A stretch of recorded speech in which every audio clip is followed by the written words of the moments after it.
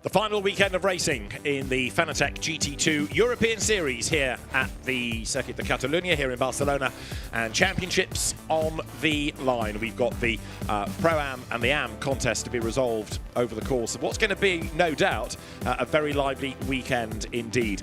The favourites to take in Pro-Am are very definitely the MZR squad of the dominant drivers, really, of this year, 4 times winners, Martin Koch and Reinhard Koffler. They have been in the top 3 in every race this season. It's been quite an extraordinary year, and they come here as the favourites. They've been in the lead of the championship since the second event of the season, have Reinhard Koffler and Martin Koch. Very much the pair to beat in Pro-Am, and they're going to take some stopping. As I say, 5 times they have won over the course of the season. But there are 52 points on offer this weekend, and the nearest opposition is the Maserati partnership of Leonardo Guarini and Carlo Tamburini, who have had great pace. They've had some bad luck. They've been affected by track limit penalties. They've been affected by tyre dramas on occasions, but they're not out of the hunt yet. They're going to have to work hard, and a point for pole position in each of the sessions would certainly help. As far as the Am contest is concerned, it's a little bit tighter there. 3 of them are all arguing over it. So Jean-Luc Boblic, Gilles Vanelay are ahead, 10 points up on Philippe Pret, and then Alexandre Leroy is another 9 back from him. So again, he's the outsider, but he could do it. There is Philippe Pret. This session is 20 minutes, and then there's a break, and then there is another 20-minute period. You get the 2 qualifying sessions within, if you like, 1 period here, rather than splitting them like you do for GT3, 1 per day. Quite a few changes to the entry, and a few interesting names coming back in, such as Bernd Schneider, who will drive for the Bosi Racetech squad with Wim de Pundert, who is the man behind HTP Developments. Stefan Rossina bails from LP Racing, and he's replaced by Alfio Andrea Spina. Jan Krabec doesn't race, but in his stead, the very rapid Matej Homela, who we've seen on a number of occasions this year, the silver-graded Slovakian, and from ADAC GT3 and GT4, Lennart Marianec, the German driver, he will also take the driving duties for the Jan Krabec entered KTM. Marianec, as I say, the German driver, who is a bronze grader. And Dominic Olbert has a new co-driver with his Razun More Than Racing KTM, new to the championship, Artur Kvist, who is from Poland, and he is also new to the championship. So as we often see, lots of new names coming into the series to have a look and maybe make a plan for next year. We've had a yellow flag out down at turn 1, and this is the reason why, because we've got a car getting it all wrong, and 67 it is, the Roberto Pampanini Mara Calamia Maserati. For this session, it is Pampanini behind the wheel. That car, after its rotation, should be good to get going again. So at the moment, it is Thomas Anderson who is the fastest, and he has done a 1 minute 58.207, putting him at the top. But I think that's all going to change as the session cycles through.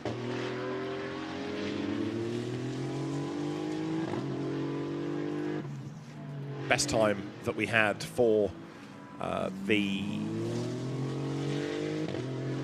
event last year, a little bit faster than that current startup lap time. There is also the pit window to factor into these races, between 20 and 30 minutes. You've got compensation times. If you're in the top 3, you carry a slightly longer pit stop, so there'll be 10 extra seconds for number 812 KTM, because it won. That's the Koch-Koffler car. There will be 7 seconds for number 1 of Guarini and Tamburini, as far as the Pro-Am class is concerned. Alexandre Leroy here, who is in the Am contest. Solo driver, as we've seen. He's done the whole season on his own, so no change there. Gets his mileage in, no question about it. And a quick driver too. Leonardo Guarini at the moment is doing the time in Maserati number 1.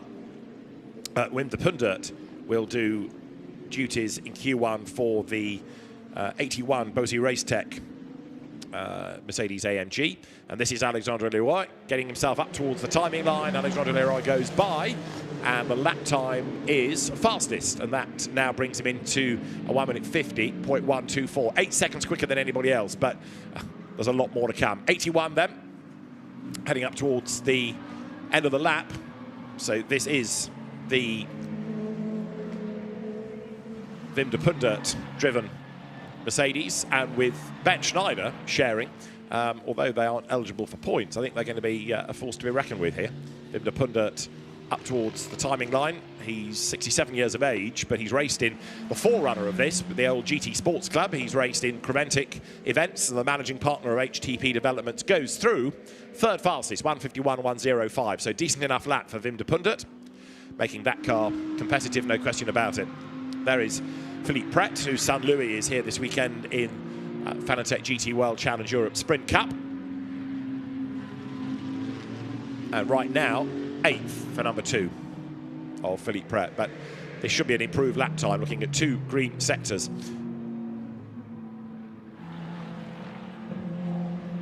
Lennart Marianec also looking rapid. He's up to 4th in the times in another of those lightweight KTMs.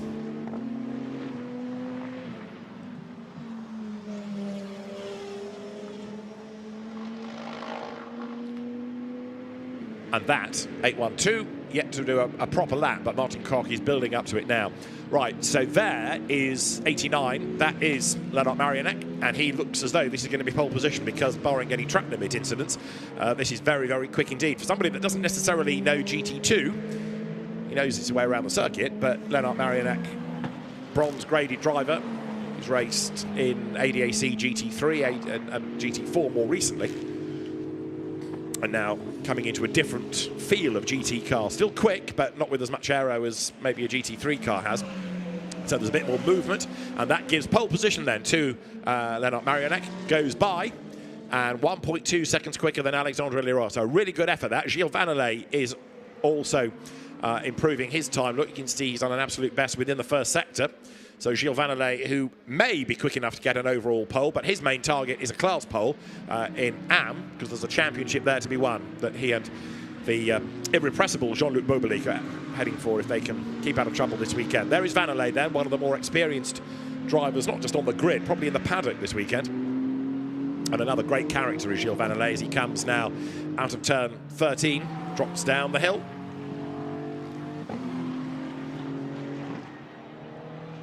And now towards the last fast right-hander, and that in turn will bring him up towards the timing line. Comes up now, and Gilles Vannelet's lap is having to improve him from 11th, and it does, to go fastest of all. So Gilles Vannelet, 1:44.277. He's 1.2 seconds quicker than Marianec, so really good effort then, that by Gilles Vannelet. And a point for pole beckons. Wiper on. Why is this? As he had a spin and knocked it. That is 67, which we saw in Strife early on in the session, didn't we? Having a moment of Roberto Pampanini. Maybe he's had another one, and in the process, put the wiper on. So the Dynamic Motorsport Maserati of Roberto Pampanini, currently in the times, quite a long way down, 12th out of the 16 that we have. GT2 has been a bit of a slow burn, but more and more cars and different drivers coming in round by round to have a look and see what they think about it. There is a familiar car, although it's one of the older GT2 cars now, the LP Racing Audi, that due to work-related commitments, Stefan Rattel doesn't drive this weekend. So in his stead, Gianluca Giorgi and Alfio Andrea Spina are the 2 drivers given the duties, and at the moment it is Gianluca Giorgi at the wheel. So he will do Q1, and he's down in the middle sector. So Gianluca Giorgi coming up towards the timing line and goes through, stays 5th then. So it's Vannelet, Pret up to 2nd, Marianec down to 3rd. Mauro Ricci here, number 61, is now 4th. And that's another of the cars fighting in the Pro-Am category. Gianluca Giorgi is 5th, Alexandre Leroy 6th, Thomas Anderson's KTM 7th, and then 8th quickest now, Christophe Bouret, with the Mercedes he shares with Pascal Gibon.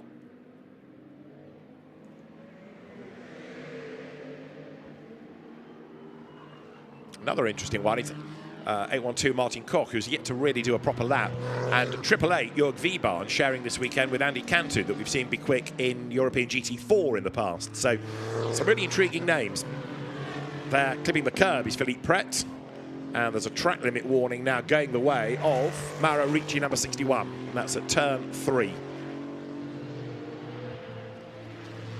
So Philippe Pret heading up towards the end of the first sector, and as he gets to it, he's down compared to what he was doing earlier on in the day.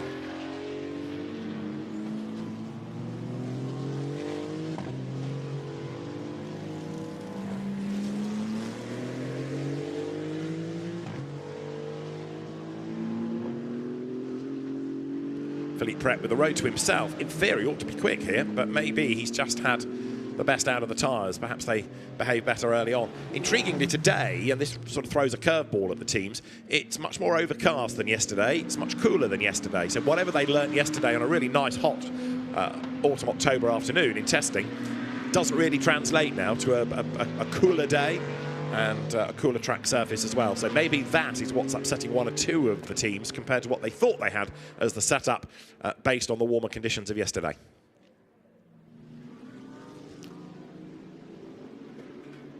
So here, Philippe Pret down in Sector 1, down in Sector 2. Just wondering whether he's even going to bother finishing the lap or head for the pit lane with just under 7 minutes to go.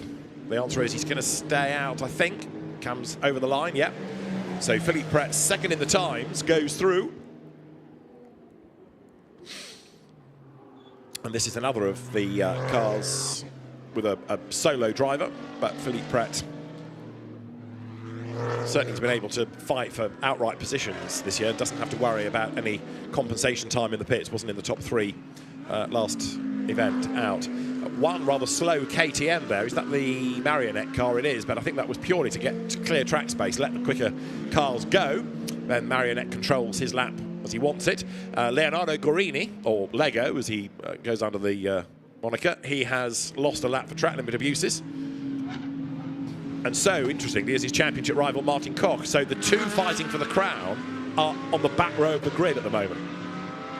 If it stays like that, that could make it quite a race, couldn't it? That's Dominic Albert, number 90 KTM. He's up to third now, half a second off the top.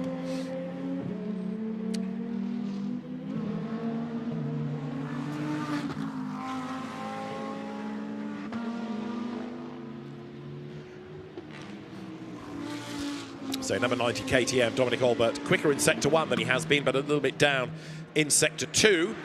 Comes up, crosses the timing line, stays third. So bookends it with improvements, but a patchy middle, so to speak, and that doesn't really help. And another track limit penalty goes to Christophe Bourret, number 53 Mercedes, so his lap's going to be a discounted one. In free practice, you get a warning. In pre-qualifying and qualifying, if you transgress, then that lap time disappears, and then you can rack them up in the race up till 6, and then you're in for penalties. This is Jörg Wiebahn, very, very experienced driver is Jörg Wiebahn. Successful too, so a man to watch as he comes lights are flashing to say to the KTM ahead, I'm on a push lap, get out of the way. And Wiebahn with 2 greens in the Dorint Hotel sponsored car is certainly charging.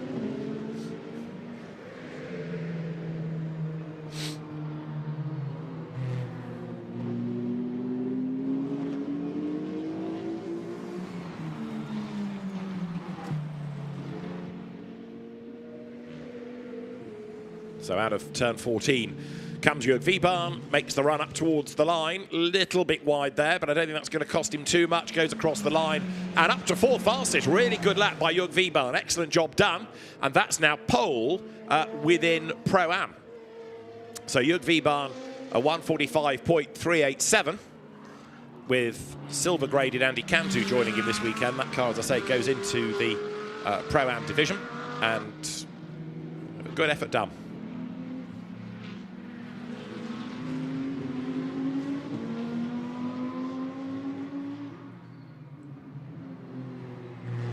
Right, this first part of qualifying into the last 4 minutes now.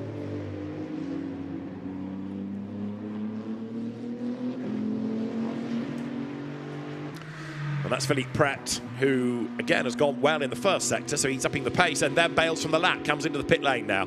So maybe he does think that that's got the best out of the tyres. There's no point spoiling them further, so head for the pit lane, and they can get that car ready for Q2. He will, of course, stay behind the wheel, get himself sorted for the next part of the session.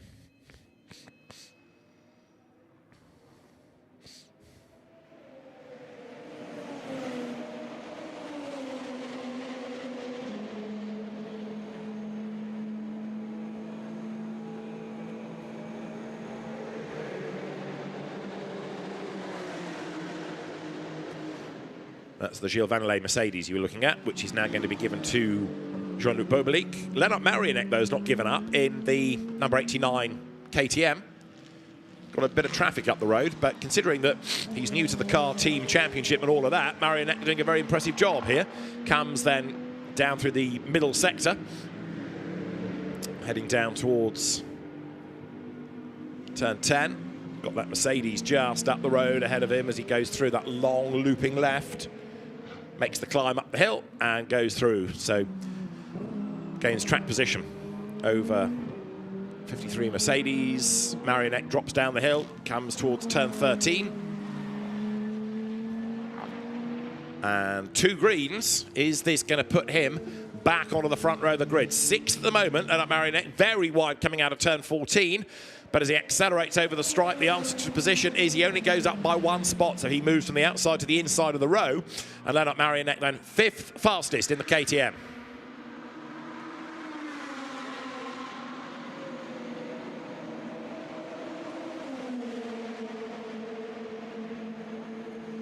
Driver changes going on for Q2.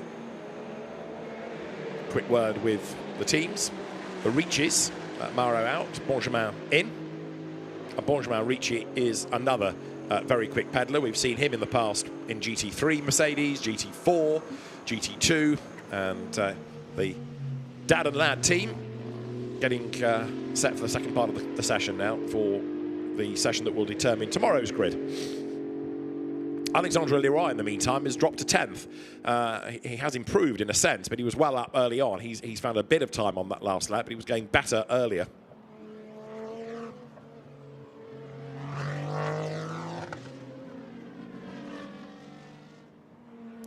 So there is Alexandre Leroy, still pushing on.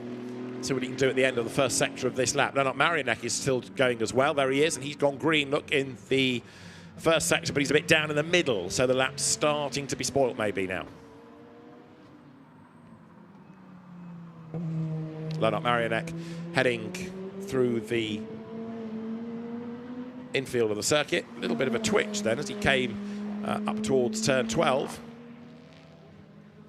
1 corner to go, so he's going to stay out probably to the checkered flag, isn't he? So that's imminent. But as he comes up towards the line, through goes Lennart Marianek and stays 5th. Lap time no better. So he's down in sectors 2 and 3. And the flag is out. So that's the end of Q1.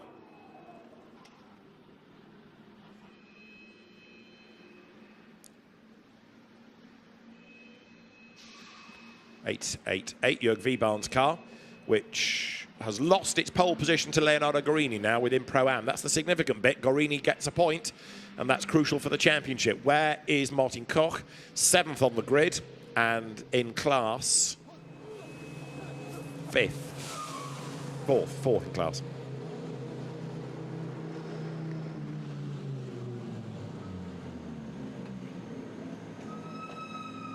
Jean-Luc Bobelic gets on board. So Gilles Vannelet, fastest in number 87 Mercedes, the car you're looking at, the car to be taken over then by JLB, by Jean-Luc Bobelic. And the lap time that Vannelet did, 1:44.277.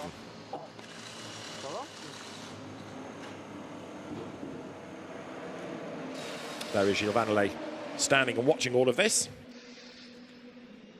And we said it was overcast. Well, there are a spot or 2 of rain in the air, maybe. That would throw another curveball at some of the teams, wouldn't it? certainly isn't wet enough for anything other than another nice set of slick tyres. But if the rain in Spain does start to fall, that would make the 20 minutes that we have ahead of us quite interesting. Lennart Marianek has just gone across the line to complete his session and improved up to 4th at the very end.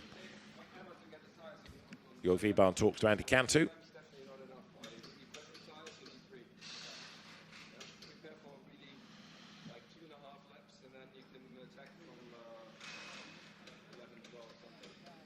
Two and a half laps, then you can attack, says Jörg Wiebahn.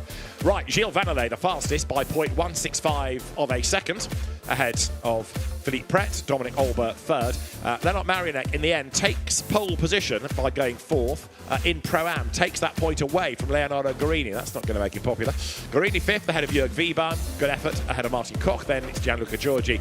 Mauro Ricci from Alexandre Leroy in 10th. Despite a spin, 11th, Roberto Pampanini. He's ahead of Klaus Angerhofer and Thomas Anderson. Then Christophe Bourret. 15th, Hubert Trunkenpolz, and Wim de Pundet rounds out the 16.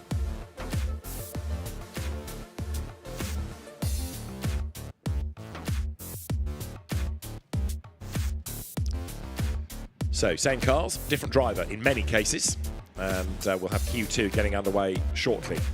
Confirmation that the class pole positions then secured by Gilles Vannelet and by Lennart Marianek. So, let's hear from Gilles Vannelet. Pole position by just over 1/10 of a second. He's with Antonio Rankin. Gilles, it's starting to rain a little bit here in the pit lane, but what a great way to start your weekend. Wow, I am lucky because it was completely dry. Very hard because no sun, and the right side tire was very long to be ready. And I was lucky because in my first lap I lost the car with good issue. And after the lap was perfect for me, incredible. I am very happy. It's 1 point more with the pole. Yes, well, of course, as the track starts to cool down with the rain, the conditions are really going to get quite tricky. If it's like this for the race, what will you be expecting? Oh, for the racing, I think it's raining. I hope it's raining, full raining. It's more easy for all the racers, all the drivers, and you can you could have the good choice. Well, I'm sure you'll be brilliant. Thank you, Gilles. Okay, thank you. Yeah, full wet or full dry. But what the drivers don't want is that in-between state. So the car that's on pole position then, 87 Mercedes, and a good job done by Gilles Vannelet. Interesting that he's talking about how cooler it is today and how long it's therefore taking the tyres to switch on, and maybe that's going to be something that will be a factor for some in the race as well if it's not much warmer come this afternoon. These cars though race towards the end of the day, 3:30 local time. And a busy day that has McLarens and Lamborghinis as well as GT3 grids on track. So it'll be nicely rubbered in as long as the rain doesn't come to anything and wash it away. Right, the track then is made ready for Q2. I've got to say, those spots of rain don't seem to be doing very much. There's nothing on the window, and it may just have been an ever so brief sprinkling. 89, the KTM there, given now to Mato Homola. Let's look at the highlights, though, of Q1 that began with a light flashing KTM of Thomas Anderson that he shares with Simon Birch, pushing on early doors. Jörg Wiebahn was quick as well in the Dorint Mercedes. And that car briefly topped the times. Leonardo Guarini had lap times taken off him for track limit offences. Guarini can ill afford to do that given that he's fighting for a championship. And Lennart Marianek, new to GT2, up and down the order, but improving at the very end to go 4th and take pole position in the class. Dominic Olber was another one to push on. He got 3rd in the end in number 90 KTM. Philippe Pret 2nd, and that was 2nd in AM as well. And the fastest car, Gilles Vannelet's Mercedes. A point in the championship for being on pole position in the AM class, and the kudos of being on pole overall.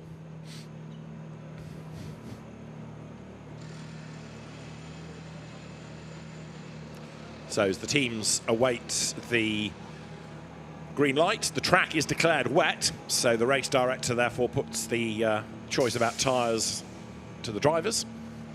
Jean-Luc Beaubelic ready to go. Looking around, I can hardly see an umbrella or a hat, so I don't think it's doing very much, but a little sprinkling of rain may be in the pit lane. That's the long look up from turn 1. And Fanatec GT2 European Series powered by Pirelli Q2 is about to get underway. This will, remember, set the grid for tomorrow's race, the second race of the weekend. The fast lane is now open. 20 minutes they have. And that's the weather. Track temperature 20 degrees, 81% humidity, and a few spots of rain. It's a grey cloud rather than a black cloud at the minute. But certainly it is a different condition than we had yesterday.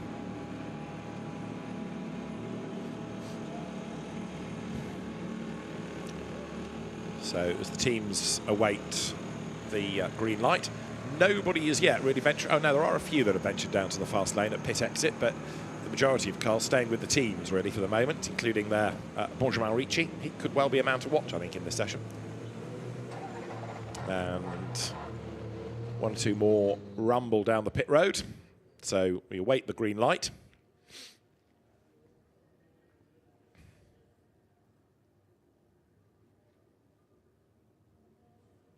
At the front of the queue looks like being the #1 Maserati of Carlo Tamburini. There is another of the Maseratis, Mauro Calamia. He takes over in the dynamic car from Roberto Pampanini, and Calamia ready to go.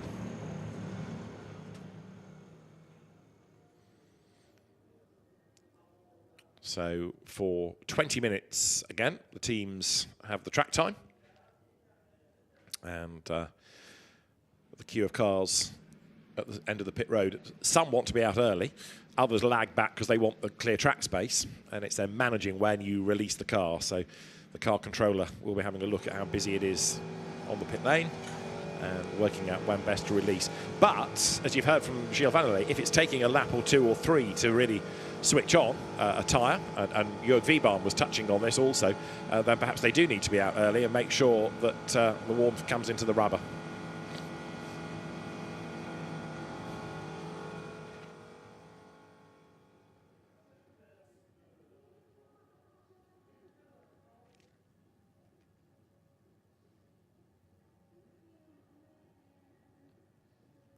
So with an allocated start time to the session, race director sticking to that rather than letting them go early. I think there's another minute before they're allowed out, and the teams sit and wait, whether it's on their pit apron or in the fast lane. So the time to aim for, 1 minute 44.277.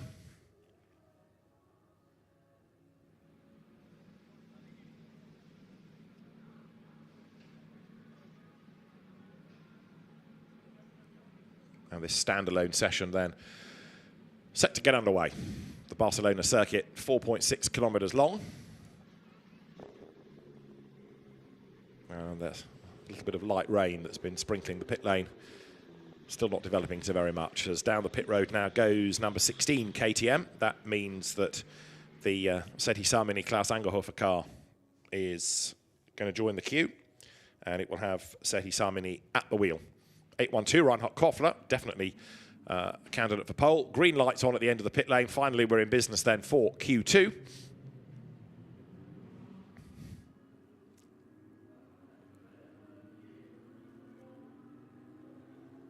So out they all pour. And Maserati, Mercedes, Audi is the order at the front of the queue. So despite 1 or 2 teams lagging back, they're still sending the car out early and getting as much of the 20 minutes as they can. The one that hasn't yet moved is Reinhard Koffler's KTM. And now, having gone out all in a line, they all want clear track space, don't they? So #1, Carlo Tamburini, backs out of it, lets the traffic go.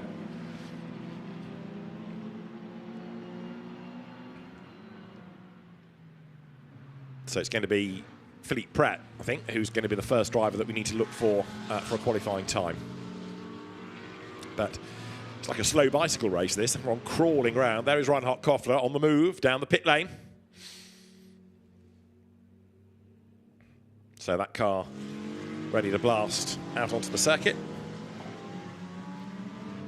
Carlo Tamburini, slightly puzzling, isn't it? He was first out and now letting everybody go. So instead of accelerating away from them, he wants everyone to go and leave him on his own, which could have been done by being last out of the pit lane. However, the LP Racing management have decided this is the strategy they want to employ, and gradually now, as the cars have gone ahead of him, they're quickening their pace.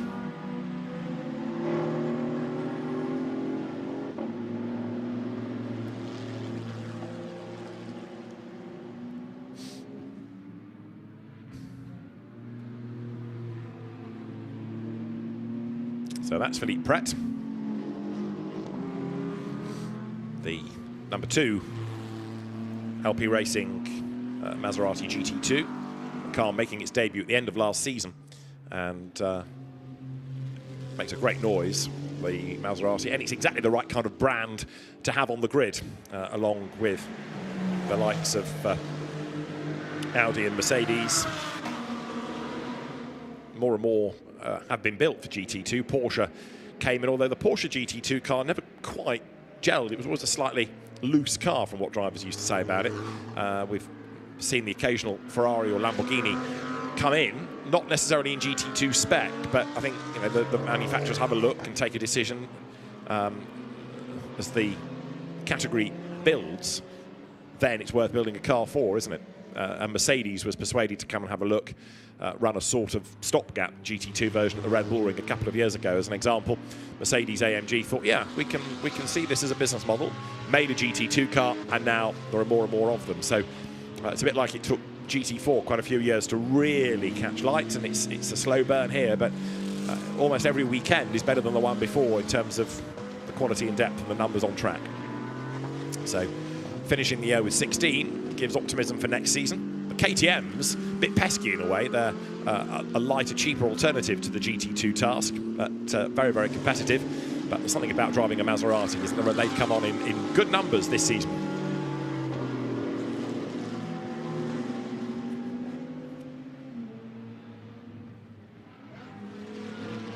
So there, Philippe Pret, looking quick within the first sector.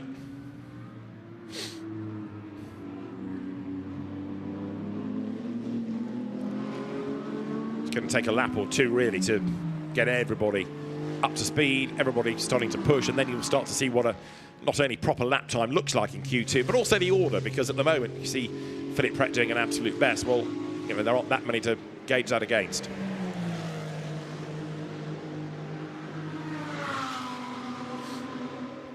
Over the line, Philippe Pret does a 1:49.9, so that's about 5.5 seconds slower than the ultimate time in Q1. Ergo, there's a lot more to find yet in the remaining 15.5 minutes.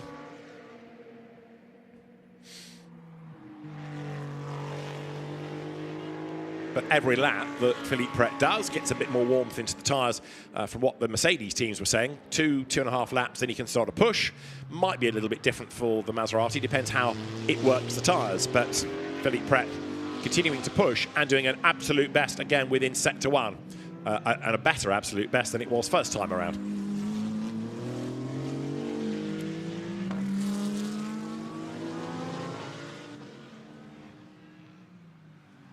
So there, the Maserati wriggling its way then now up through turns 7 and 8, climbs to 9, flicks through that fast right-hander, and then down that quite long, fast straight towards turn 10, which is heavy braking zone, and it's a long, long hairpin, really. It takes you in a long left, back up a climb towards turn 11 and 12 at the top, which, although it's marked as 2 corners, is effectively one long right. 13 is another quick right-hander, and then drop down to 14 at the end of the lap. And as I say that, there are 14 minutes on the clock. Pret quickest. The last one that he did was a 49.9. This ought to be around about the 46s, I would have thought, as he comes up towards the line. 43, in fact, even better still, as there behind him is the Audi in the hands now of Alfio Andrea Spina. And he goes quicker still, 1:43.867 by 0.122 of a second. Then the venerable Audi goes fastest. 81 is now Bernd Schneider, 5 times a DTM champion, twice a 24 Hours of Spa winner, the 60-year-old German legend ex-Grand Prix driver for Zach Speed and for Arrows. And Bernd Schneider in what else but a Mercedes.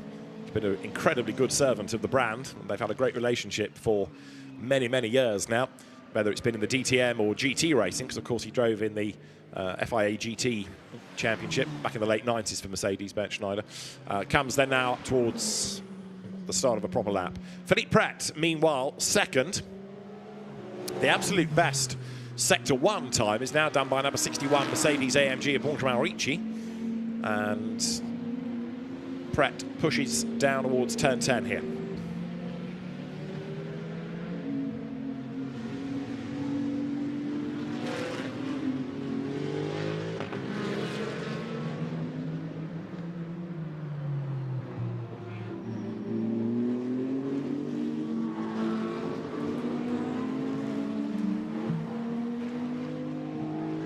Philippe Pret makes the run now down to turn 14.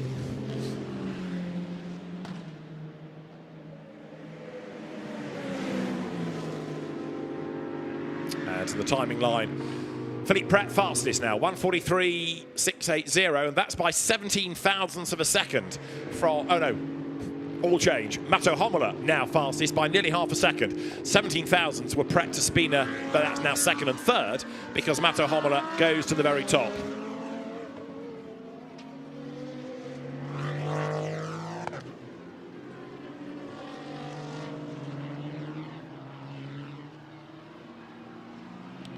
So that KTM that Matto Homola is at the wheel of, continuing the good efforts of Lennart Marianek from the earlier session. And nearly half a second faster now. So it's Homola, Pret, Spina. Reinhard Koffler is fourth. And where is Carlo Tamburini, the championship opposition, only 11th? As you look here at 81 then. So Bernd Schneider onto a flying lap. This is Reinhard Koffler.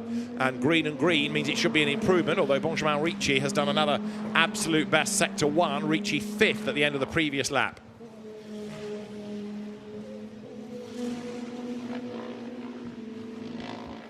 So to the timing line comes number 812, and Koffler quickest, 1:43.184.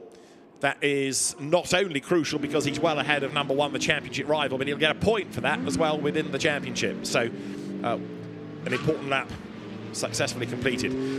Benjamin Ricci in the meantime is another in Pro-Am, and there is the Audi going slowly. Now is that because it's got a problem, or is it keeping out of everybody's way? That's on the exit of turn 10.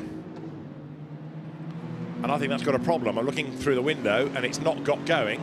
There's another Maserati going rather slowly up the road ahead of it. But now the Audi quickens its pace, but I'm not sure that was just getting out of the way of people. That looked as though there was a problem, and maybe it had to have a reset from the cockpit. Benjamin Ricci up to 6th then as he goes over the timing line. So Koffler from Homola, KTM all looking out the front row at the minute. There is the Audi. It's sort of moving, as you can see, but the pit lane beckons surely. And off the road goes the car that's second in the times. Matto Homola has dropped it. And that, I reckon, is down at turn 7. So Matto Homola in the gravel at the halfway mark. That could be a red flag because you've got that little chicane there. You go right and flick left, sorry, go left and flick right coming up through 7 and 8. And with that gravel trap sort of in the middle of the two corners, I don't think he's going to drive out of that. That well could be an interruption. We'll see what the race director elects to do as Reinhard Koffler pushes on in the meantime. Homola has got himself out, amazingly enough. It's gone green back in Sector 1, so fair play. Reinhard Koffler comes up towards the line. Matto Homola has been able to rejoin, seemingly. So the session continues. Bernd Schneider, whisper it, is the slowest at the moment, but let's see what he can do come the end of this lap. It doesn't look all that rapid, but Bernd Schneider is just precise and fast, isn't he? So ever so smooth. And anticipate as he pulls the pin coming out of turn 14, this will be an improved lap time then for the DTM hero. Comes up towards the timing line. Bernd Schneider 16th at the start of the lap, up to 10th, so sizable improvement.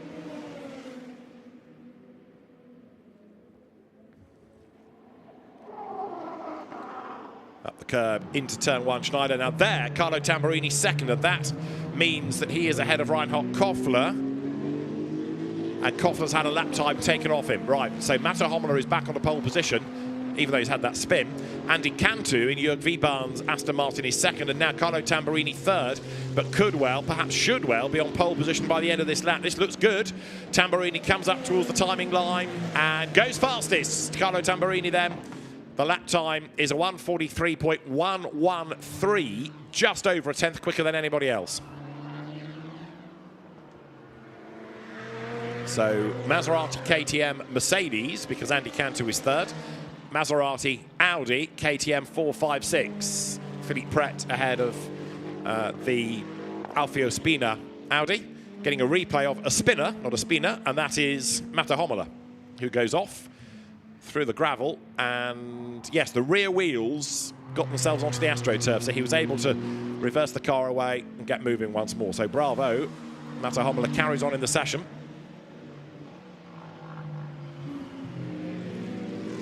Meantime, Andy Cantu, somebody else new to GT2 cars, the American driver, comes down towards the turn 10 left-hander, makes the climb up the hill into 11, opens it up to 12. A little twitch then as he applies the power, but Andy Cantu losing a little bit of time within the middle sector of this lap.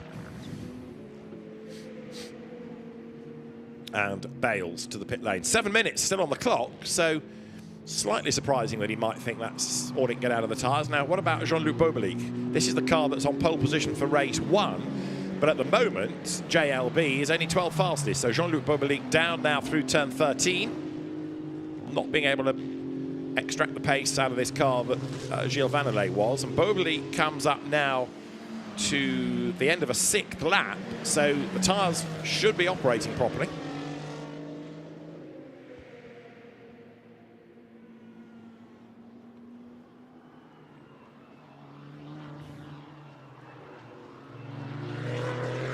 Another one that's lost a lap is Laura Kreimer in the KTM, and that is Mauro Calamia in 67 Maserati coming up now through the turn 11, 12 right-hand sequence, and 2 laps in a row for Laura Kreimer now taken off her in the KTM. So quite a few cars heading for the pit lane, staying on the apron as though they're thinking about going back out. Another one in is Calamia, comes down the pit road in the Maserati.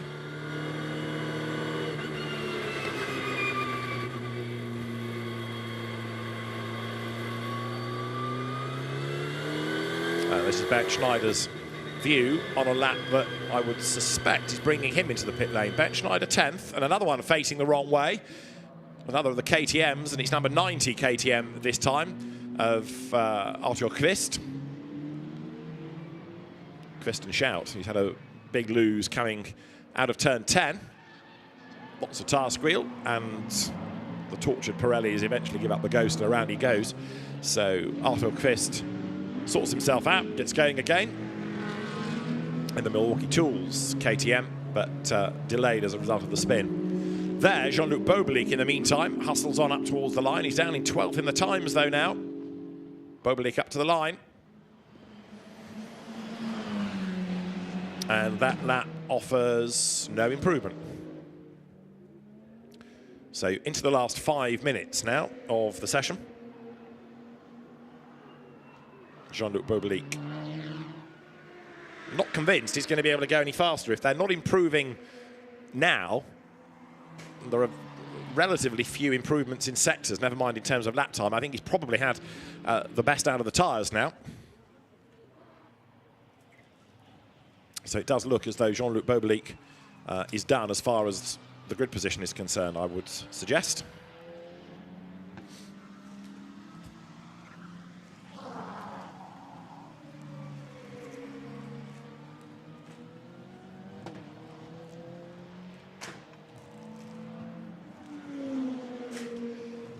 So Bobelic, champion-elect in AM. The class opposition, talked about what's going on in terms of Pro-Am, but for AM, Philippe Pret is 10 points back. 11 now if you factor in the point for pole, but Pret is ahead of them on the grid here and gets the point, does he? Yes, for pole position in the class, so it takes it back to 10. That's Carlo Tamburini. Applause from the LP team because he gets a point for pole position in this session, and that's allocated to both drivers, both him and to Leonardo Guarini.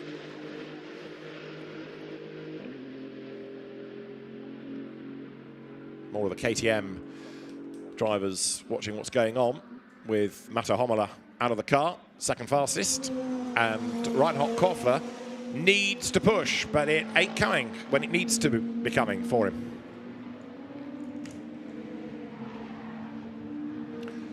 So Philippe Pret has pole for the moment in Am. So it's still 10 points the margin, and Reinhard Koffler struggling at the moment in the KTM to really match the same pace as the Maserati that Carlo Tamburini hustled so effectively. Koffler down and down in sectors 1 and 2. So the frustration mounting a bit here. Over the line, still 5th, Koffler.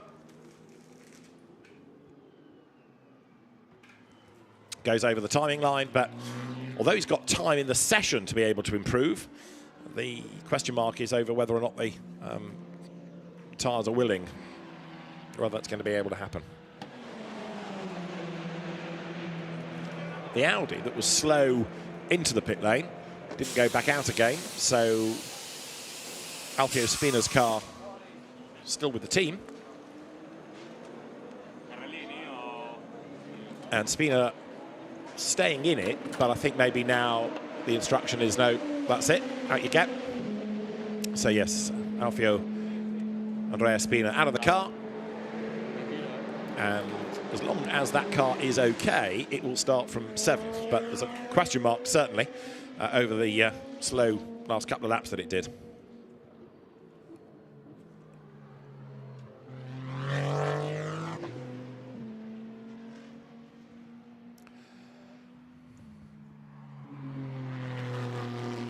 There is Alexandre Leroy, who's had, by his standards, a rather calm, quiet session, only 11th fastest.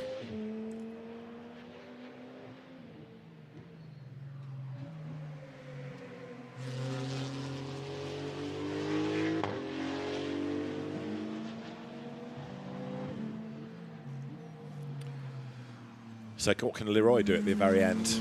Well, the answer is nothing, seemingly, because there's nothing improving in sectors. And he might be, in fact, on for the checkered flag this time.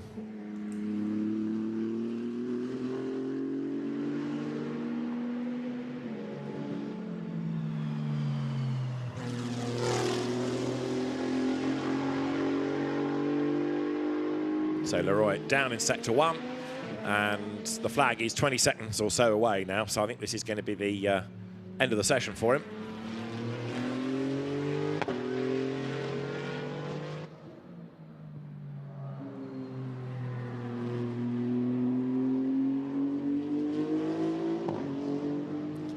Right, Leroy down to the flag, and the end of the session then, which sort of had the bulk of the work done relatively early, didn't it? With drivers setting the lap times towards the beginning of the session, and then, although some stayed out, that was perhaps to see if they needed to retaliate. One that is improving right at the very end, though, you can never discount him, good old Bert Schneider.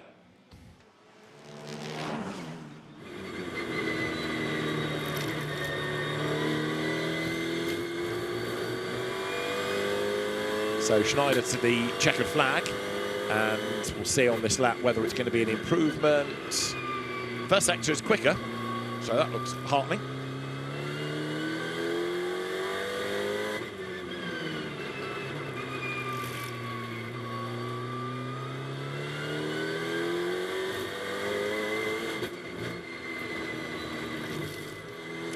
So then, the last couple of cars to take the checkered flag, and Ben Schneider down in the middle, so that means he's got to respond in the last sector.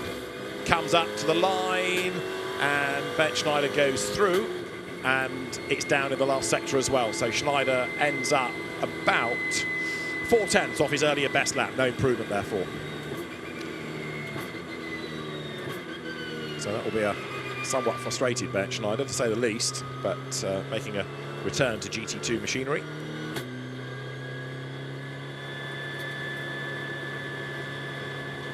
Backs it off and will complete the in-lap with 10th being Ben Schneider's ultimate grid position.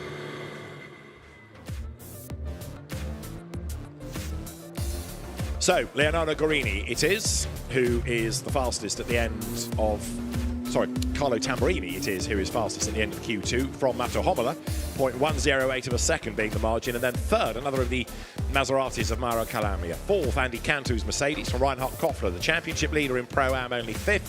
Philippe Pret taking a point for the AM pole position. Then it is Alfie Andrea Spina from Simon Birch and Benjamin Ricci. Ben Schneider 10th ahead of Alexandre Leroy. Jean-Luc Boblique 12th, then Laura Kreimer. Pascal Gibon 14th from Arthur Kvist and Seti Samini a long way off the top, nearly 4 seconds. Samini normally is a fair chunk quicker than that, so maybe number 16 KTM has an issue. Either way, it's a point for Tamburini and a point for Pret, the two LP Racing Maseratis looking good in the second qualifying session. Quick look at the highlights then. Cars pouring out on track, headed by Carlo Tamburini, who then spent much of the outlap letting the traffic go. Philippe Pret was able to find himself some clear track space and get himself pole within AM. 88 Audi was looking good in the hands of Alfio Andrea Spina, whereas Reinhard Koffler struggled a little bit to find a proper lap out of the KTM. Big lose for Mato Homola when he was the second fastest car in the session, but he was able to get himself out of the gravel and rejoin. So Homola second in the end, and the fastest lap to this car. Championship hopeful Carlo Tamburini, and we'll see whether he can win a race this afternoon when they're next on track.